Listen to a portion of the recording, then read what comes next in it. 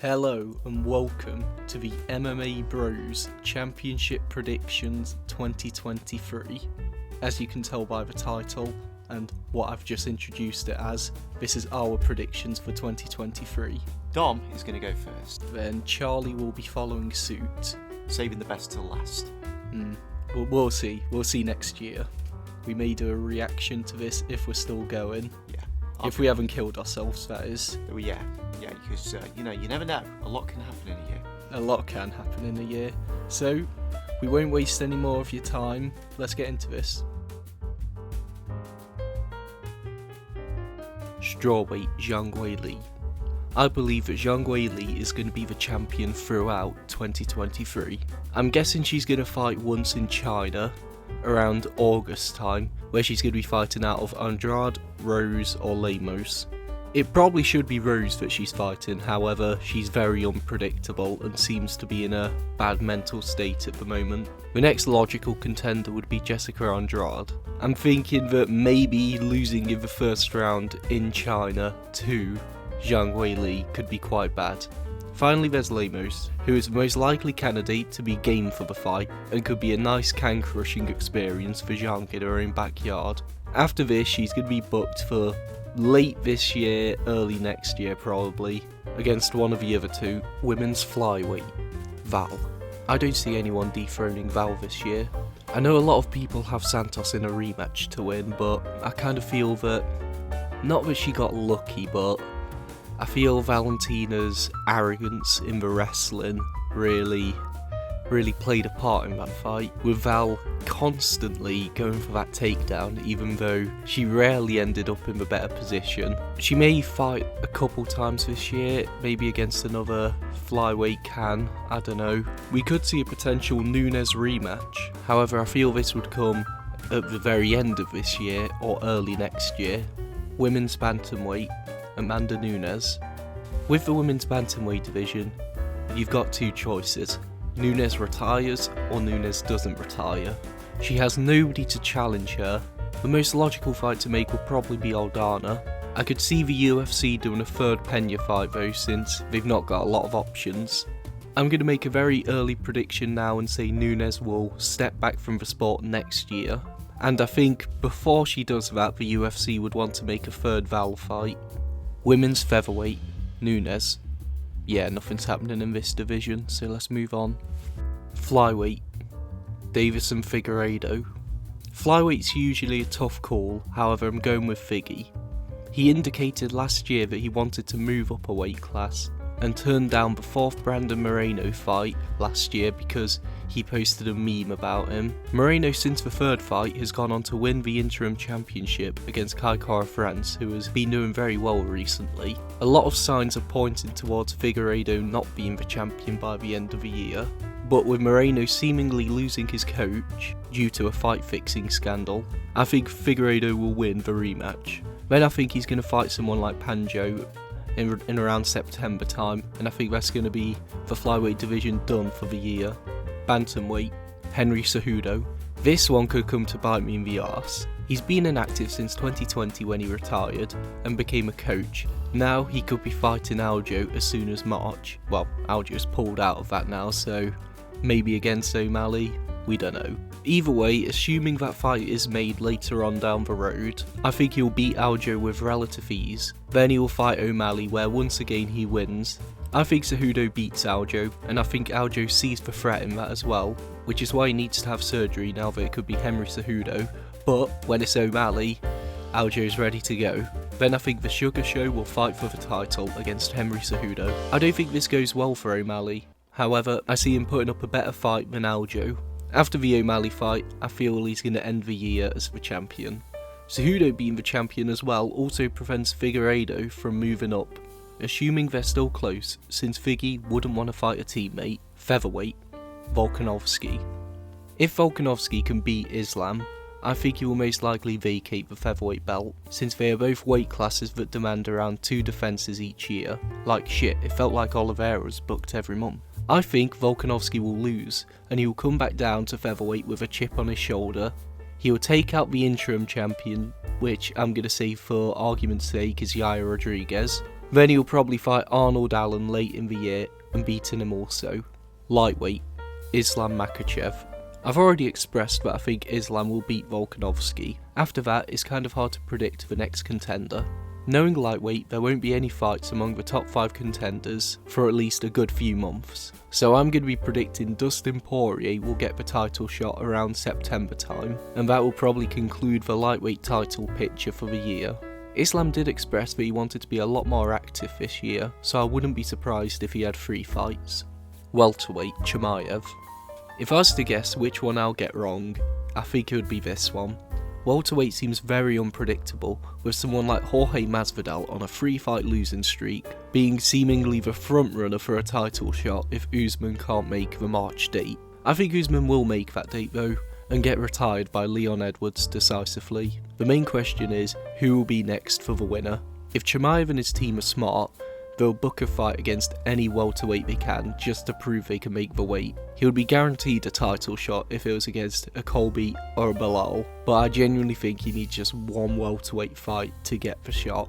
Assuming he does that, I see him being a stylistic nightmare for Edwards, but Edwards has proven that he's got the dog in him, so that's really a 60-40 fight for me. Middleweight, Izzy. I think the UFC's next fight to make is that big rematch. For that fight, I'm not certain when it's going to be. I'm going to guess April or May. I have Izzy winning the fight, utilising wrestling a lot more than he did in the first fight. I think this time his wrestling could keep Pereira from pressing him against the cage. And if Pereira gets wary of the takedown, that could set up Izzy's striking. After this, I could see a trilogy fight coming later on in the year, and obviously I'm going to say Izzy wins that as well.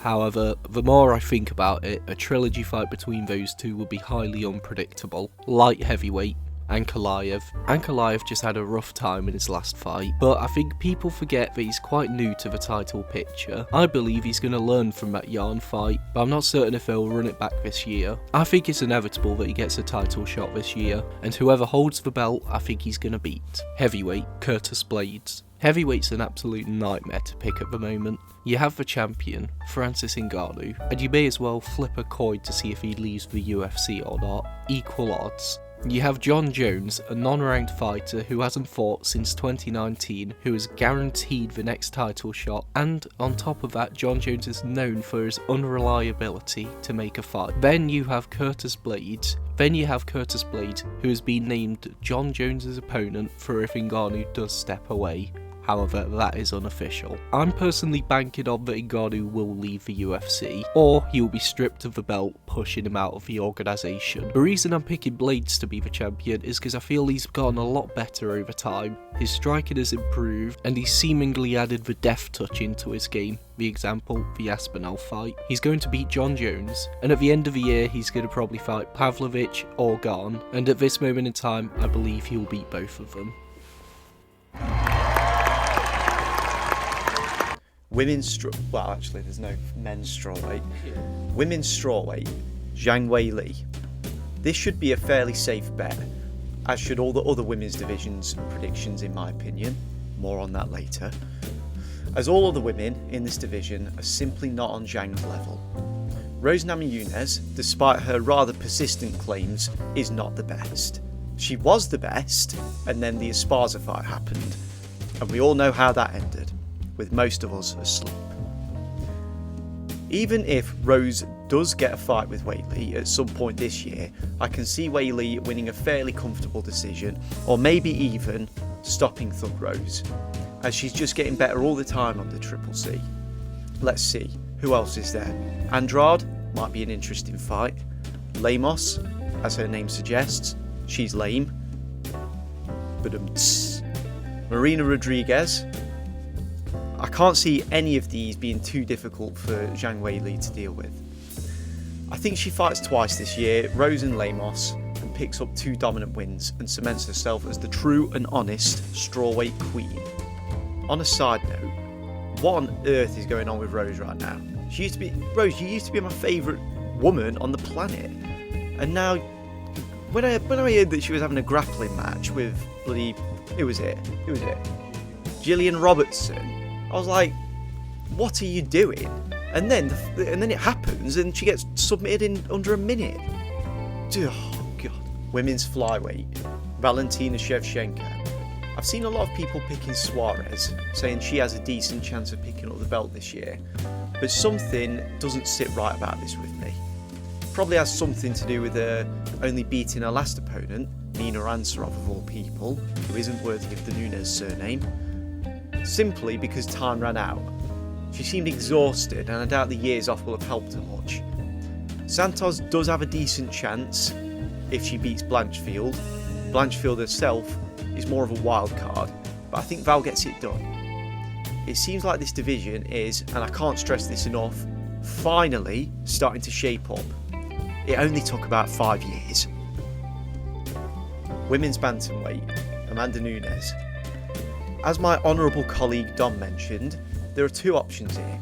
Nunes retires, and some, and I say this in the most respectful way possible, jabroni picks up the belt, probably Aldana, or Nunes stays as champ, perhaps fighting and beating Juliana Pena in one of the most undeserving trilogies of all time. Did you guys know she's a mother? Juliana is a baddie though, so credit where it's due.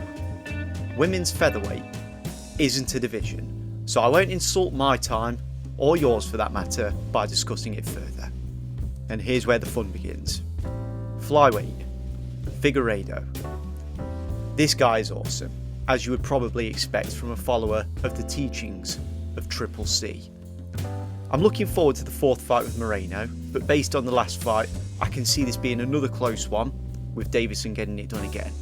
I can then see him making another defence of the belt in August or September, likely against Pantoja.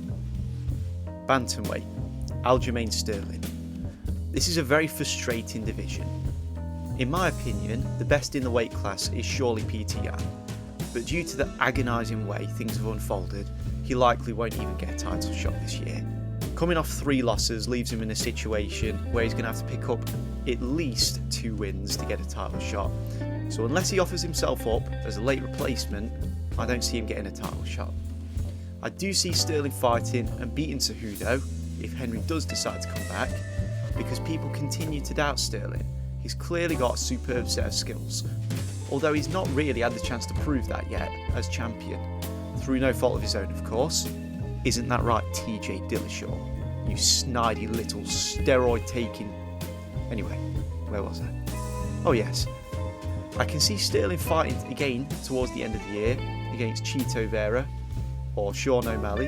It would be pretty cool to see a match between Vera and O'Malley, especially a number 1 contenders match, and then the winner fights Sterling, but I can see Sterling beating both of those guys. Having said that, this is the most interesting division in the UFC at the moment in my opinion.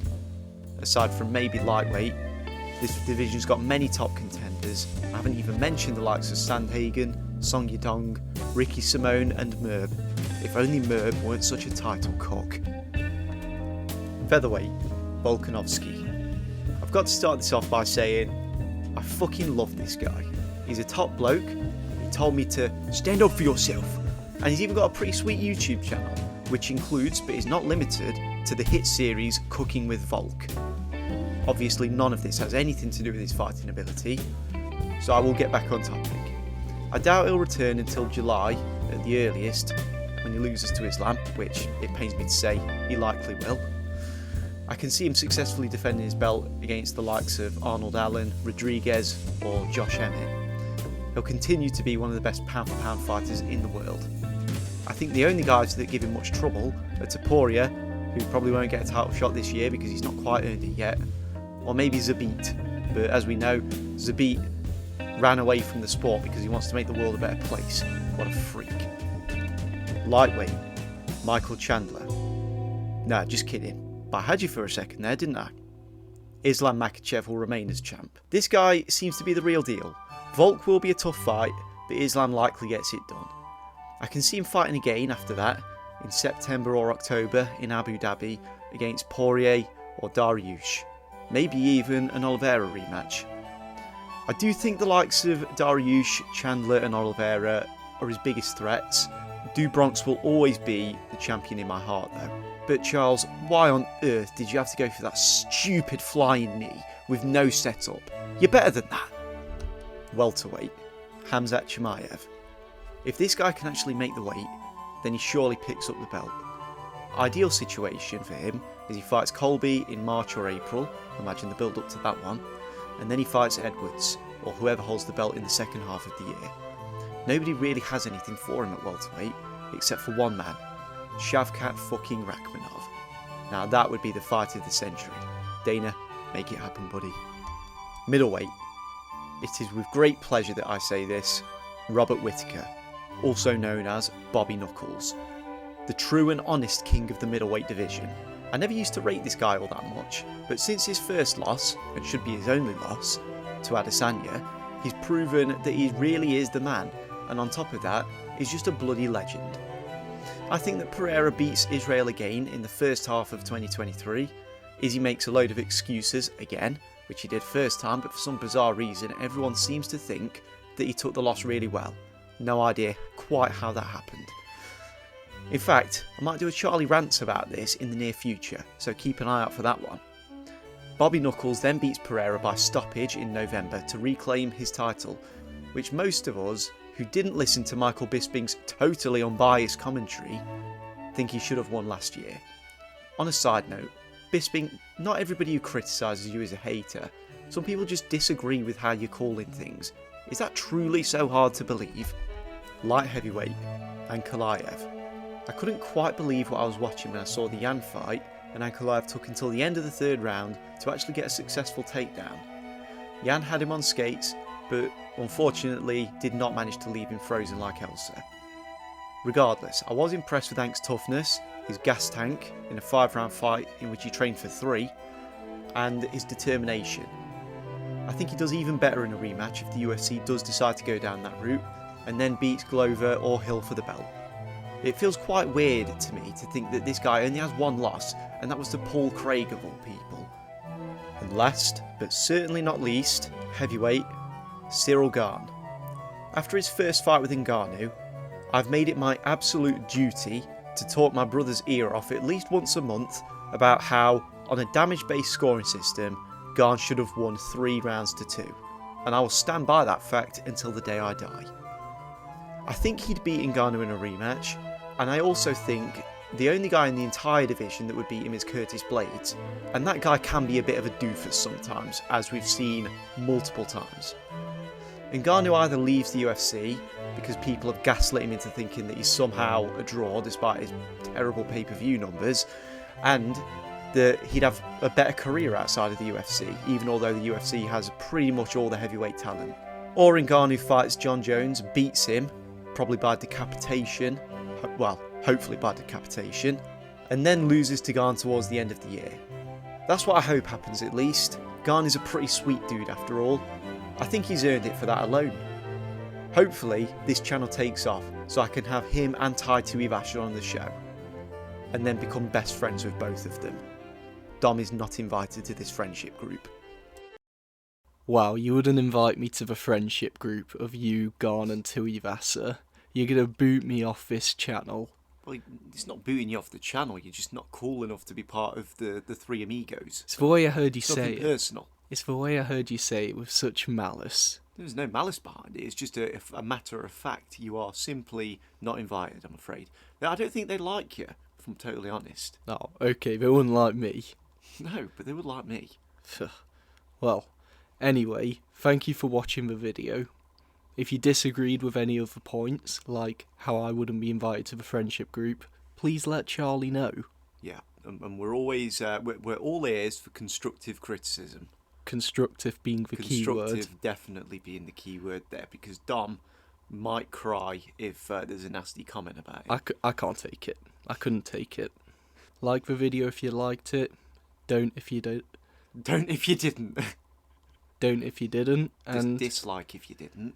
Well, no, just don't do anything at all. Got nothing nice to say, don't say it at all. We're not communist China. We've got to be open to criticism. Okay then. Thank you. Please subscribe